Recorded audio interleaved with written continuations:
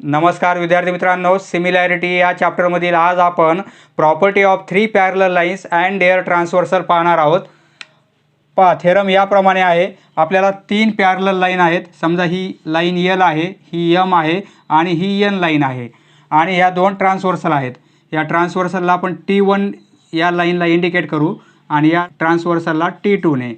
तर ही T1 transversal L M N या लाईनला ए बी आणि सी मध्ये इंटरसेक्ट करते आणि T2 ट्रान्सव्हर्सल या 3 लाईनला समजा पी क्यू आणि आर मध्ये इंटरसेक्ट करते। तर येथे the ratio of the intercepts म्हणजे काय, हा झालेला एवढा पार्ट म्हणजे काय, इंटरसेप्ट।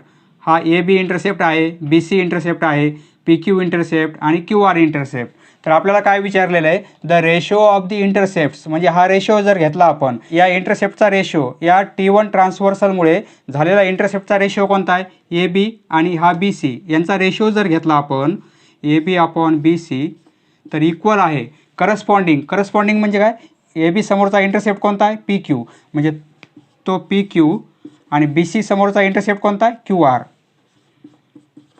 हा रेशो इक्वल असतो, हे आपल्याला प्रूव्ह करायचं आहे। पहा, ए बी अपॉन बी सी घेतला आपण तर P Q upon Q R घ्यावं लागेल। जर आपण B C upon A B B C upon A B घेतलं तर हे काय घ्यावं लागेल, R Q upon Q P, बरोबर आहे, R Q upon P Q. म्हणजे याप्रमाणे करस्पॉन्डिंग जर हा इंटरसेप्ट घेतला तर त्याच्यासमोर कोणता यायला पाहिजे, पी क्यू यायला पाहिजे, आणि बी सी घेतला इंटरसेप्ट तर त्यासमोर कोणता यायला पाहिजे, क्यू आर यायला पाहिजे, म्हणजे करस्पॉन्डिंग। पहा, द रेशो ऑफ द इंटरसेप्टचा रेशो मेड ऑन अ ट्रान्सव्हर्सलमुळे झालेल्या तो रेशो काय आला, A B upon B C by 3 parallel lines, या 3 एकमेकांना पॅरलल लाईन्स आहेत, is equal to the ratio of corresponding intercepts, equal आहे दुसऱ्या ट्रान्सव्हर्सलमुळे झालेल्या करस्पॉन्डिंग इंटरसेप्टला by the same parallel lines, त्याच पॅरलल लाईनला। या ट्रान्सव्हर्सलच्या कोणत्या पॅरलल लाईन आहेत, एल एम एन आहेत, या पण ट्रान्सव्हर्सलच्या एल एम एन आहेत, म्हणजे सेम पॅरलल लाईन्सला। तर हे आपल्याला प्रूव्ह करायचं आहे, A B upon B C equal आहे P Q upon Q R, हे आपल्याला प्रूव्ह करायचं आहे। इथे हा थेरम आहे, थेरमचं स्टेटमेंट आहे, गिवन लिहिणार आपण। पहा, इथे काय आहे, लाईन एल एम एन ह्या पॅरलल दिलेल्या आहेत आपल्याला, line L parallel, line M पॅरललचा सिम्बॉल आहे हा, लाईन एन, 3 लाईन एकमेकांना पॅरलल आहेत। आता T1 आणि T2 आपण ह्या ट्रान्सव्हर्सल घेतलेल्या आहेत, अँड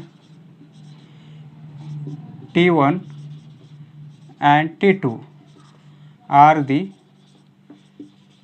ट्रान्सव्हर्सल। पण T1 ट्रान्सव्हर्सल या 3 लाईनला ए बी आणि सी मध्ये इंटरसेक्ट करते, बरोबर आहे। T1 ट्रान्सव्हर्सल इंटरसेक्ट्स म्हणजे छेद करते, intersects parallel lines in point A B C, L लाईनला ए मध्ये, एमला बी मध्ये आणि एनला सी मध्ये इंटरसेक्ट करते। त्याप्रमाणे T2 transversal and T2 transversal, ही T2 transversal intersects in points P Q R to prove, आपल्याला प्रूव्ह काय करायचं आहे, आपल्याला प्रूव्ह करायचं आहे A B upon B C हा ratio A B upon B C equal आहे P Q upon Q R, हे आपल्याला प्रूव्ह करायचं आहे। त्यासाठी आपण काय करू, कन्स्ट्रक्शन काय कन्स्ट्रक्शन करायचं आहे पहा, फक्त आपल्याला ए आणि आर जॉईंट करून घ्यायचे आहेत, ए आणि आर आपल्याला जॉईंट करायचे आहेत। पहा, आपण ए आणि आर जॉईंट करून घेतले तर ह्या एम लाईनला येथे एक पॉईंट मिळेल आपल्याला, त्या पॉईंटला आपण डी ने इंडिकेट करू, कन्स्ट्रक्शन केलेलं आहे आपण ए आणि आर जॉईन करून घेतले. Draw segment A R which intersects line M in point D. तर आता आपल्याला पहा येथे दोन ट्रायंगल मिळालेले आहेत. हा एक ट्रायंगल आहे ACR, हा ट्रायंगल, हा मोठा ट्रायंगल, आणि हा एक ट्रायंगल आहे APR. तर या दोन ट्रायंगलमध्ये आपल्याला काय करायचं आहे, बेसिक प्रपोर्शनॅलिटी थेरम अप्लाय करायचा आहे. आपण बेसिक प्रपोर्शनॅलिटी थेरममध्ये पाहिलेलं आहे. समजा हा ट्रायंगल असेल, जर या ट्रायंगलमध्ये ही साईड या साईडला म्हणजे हा सेगमेंट या साईडला ट्रायंगलच्या साईडला पॅरलल असेल तर या इंटरसेप्टचा रेशो इक्वल असतो या इंटरसेप्टचा रेशो, बरोबर आहे. येथे आपण ट्रायंगल ACR घेणार. आपण ट्रायंगल ACR ACR या ट्रायंगलमध्ये काय होईल, AB/BC होईल, AB/BC.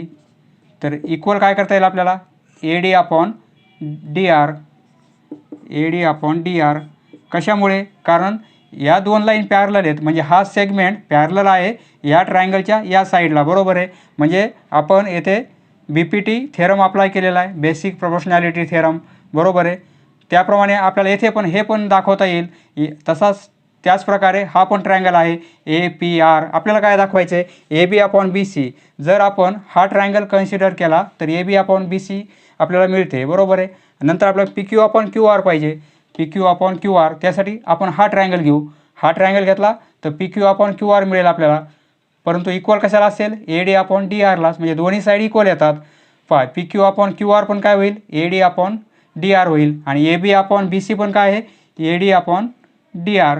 म्हणजे काय होईल, दोघांच्या राईट साईड इक्वल आहेत, म्हणजे लेफ्ट साईड इक्वल येतील. तेच आपल्याला प्रूफ करायचं आहे. याप्रमाणे आपण प्रूफ लिहिणार आहेत.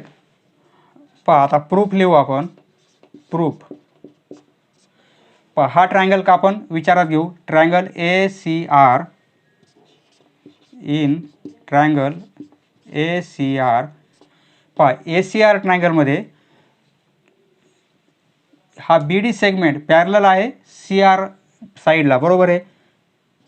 सेगमेंट BD पॅरलल आहे CR साईड, CR. हा पॅरलल कशामुळे, कारण ही लाईन या लाईनला पॅरलल आहे, याचाच अर्थ हा सेगमेंट याला पॅरलल आहे, बरोबर आहे. त्यामुळे आपल्याला इथे बेसिक प्रपोर्शनॅलिटी थेरम अप्लाय करायचा आहे. देअरफॉर म्हणजे काय होईल, AB/BC इक्वल असेल AD/DR. Suppose 1 number. येथे आपण रिझन काय लिहिणार, बाय बेसिक प्रपोर्शनॅलिटी. आता आपण ट्रायंगल विचारात घेऊ, triangle APR. Now similarly in triangle APR. आपण AB/BC साठी हा ट्रायंगल विचारात घेतला. आपल्याला आता PQ/QR पाहिजे. PQ/QR म्हणजे ही साईड कशामध्ये येईल, या ट्रायंगलमध्ये येईल. म्हणजे ट्रायंगल कोणता, triangle APR. In triangle APR येथे आता DQ हा सेगमेंट या साईडला पॅरलल आहे, बरोबर आहे. या ट्रायंगलमध्ये हा सेगमेंट होता, आता या ट्रायंगलमध्ये हा सेगमेंट आहे DQ. सेगमेंट DQ पॅरलल आहे साईड, ट्रायंगलची कोणती साईड, AP. मग आता इथे आपण हा थेरम अप्लाय करू, BPT theorem, basic proportionality theorem. तर काय होईल PQ/QR घेऊ आपण. PQ/QR. तर येथे काय होईल, PQ/QR इक्वल आहे AD/DR. कारण PQला करस्पॉन्डिंग काय आहे, AD आहे, आणि QRला करस्पॉन्डिंग DR आहे. म्हणजे आपण AD/DR लिहिणार, AD/DR. हे इक्वेशन 2 आपण कन्सिडर करू. रिझन काय येईल, बाय बेसिक प्रपोर्शनॅलिटी थेरम. आता फ्रॉम 1 आणि 2 A B upon B C, येथे P Q upon Q R, परंतु येथे काय A D upon D R आणि येथे पण काय A D upon D R. म्हणजे ह्या दोन इक्वेशनच्या राईट साईड इक्वल आहेत. याचा अर्थ काय असेल, या लेफ्ट साईड इक्वल आहेत. म्हणजे आपण लिहिणार येथे देअरफॉर फ्रॉम 1 and 2 आपण असं लिहू शकतो A B upon B C equal आहे लेफ्ट साईड, ही लेफ्ट साईड तर ही left side P Q upon Q R, P Q upon Q R. येथे एक रिझन काय लिहिणार आपण, from 1 and 2, from 1 and 2. Right side equal असल्यामुळे लेफ्ट साईड आपण इक्वल दाखवलेले आहेत. हेन्स प्रूव्ड, इथे लिहिणार आपण हेन्स प्रूव्ड. समजलं मित्रांनो, धन्यवाद. पुढचा व्हिडिओ पाहण्यासाठी चॅनल सबस्क्राईब करा. धन्यवाद.